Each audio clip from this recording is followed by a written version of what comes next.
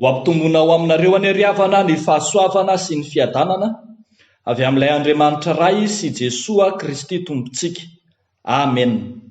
Ny fiombonan'ny mpino tarafina ao amin'ny finainantsika anio Timoty 1:2, ny 2 hatramin'ny 7 izany.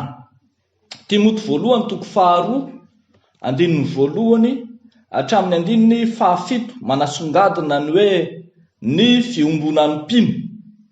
Eto amin'ity epistily ity dia misy antso ataon'ny apôstôly Paoly ho an'ny Timoty zanany amin'ny finoana izay mitondra fiangonana tany Efesosy fa mba tsy ho variana fotsiny amin'ny olana ivelany na ny fiatrehana ny fampianaran-diso fotsiny i Timoty, fa hijery sy fantoka indrindra ihany koa aza ny amin'ny fiainana anatin'ny fiangonana, ary tafiditra indrindra ao anatin'izany fiainana anatin'ny fiangonana izany ny hisian'ny fiombonana eo anivon'ny mpino, eo anivon'ny kristianina zany, ary dia asongadiny ny arak'izany zany fiombonan'ny mpino izany. Ny fiombonan'ny mpino voalohany dia miombona amin'ny vavaka ho an'ny rahalahy sy vavaka ho an'ny olona rehetra, miombona amin'ny vavaka araka ny karazany avy. Misy vavaka fangatahana, fivavahana tsotra, vavaka fifonana, vavaka fisaorana sy ny sisa. Izany hoe ny vavaka araka ny karazany avy, araka ny 1.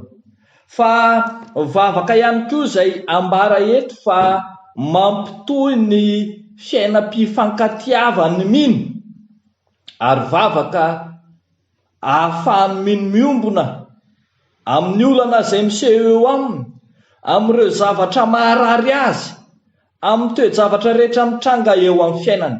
Arak'izany antsoina ny mpino samy mpino mba hanana fiombonam-bavaka araka ny tenin'i Jesosy hoe mifampivavaha mba ho sitrana ianareo, ary araka izay nataony apôstôly Paoly ao amin'ny Filipianina 4:4, ny 9 hoe aoka ny fivavahana sy ny fifonana no entinareo manambara ny fangatanareo amin'Andriamanitra amin'ny zavatra rehetra. Ny vavaka zany sehatra iray izay tena anehoana ny fiombonan'ny mpino, ka miantso ny mpino, miantso ny fiangonana haneho izany fiarahan'ny vavaka izany, haneho ny fiombonam-bavaka, ary zavatra lehibe mihitsy hiatrehana ny zava-manahirana amin'ny fiainana andavanandro zany. Atsoina isika hanao fitokanam-bavaka, hanao fiombonam-bavaka eo amin'ny mpino samy mpino.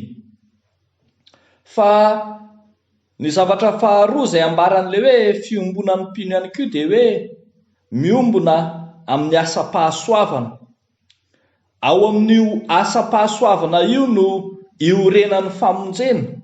Manomboka amin'ny 7 manazava izany. Famonjena ho an'ny olona rehetra, famonjena tamin'ny alalan'Andriamanitra mpamonjy antsika, dia ilay Andriamanitra iray, ilay mpanalalana iray dia i Jesosy Kristy.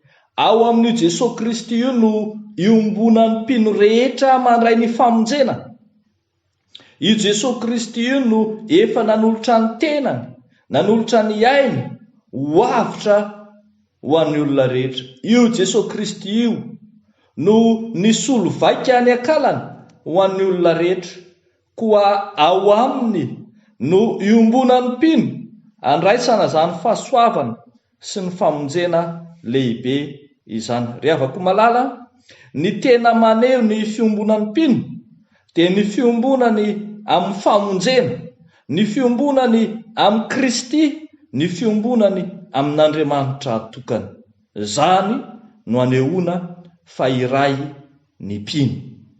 Dia ho an'Andriamanitra ireriany ny voninahitra, ho amintsika kosa izany tenin'Andriamanitra izany.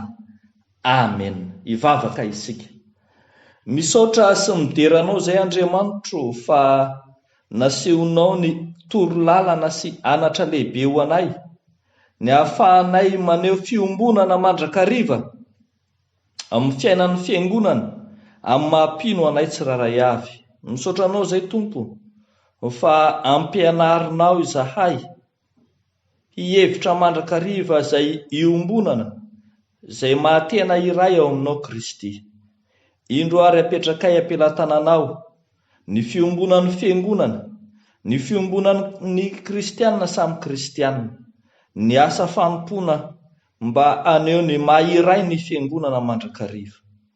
Fa mametraka ampelantananao izao herinandro vaovao izao, ny fiainan'ny tsiraray avy, ny asany, ny fianarany, ny adidy sy ny andraikitra samy hafa, ny zava-manahirana azy, ny aretina, ny fahoriana, ny fahantrana entinay eo anatrehanao.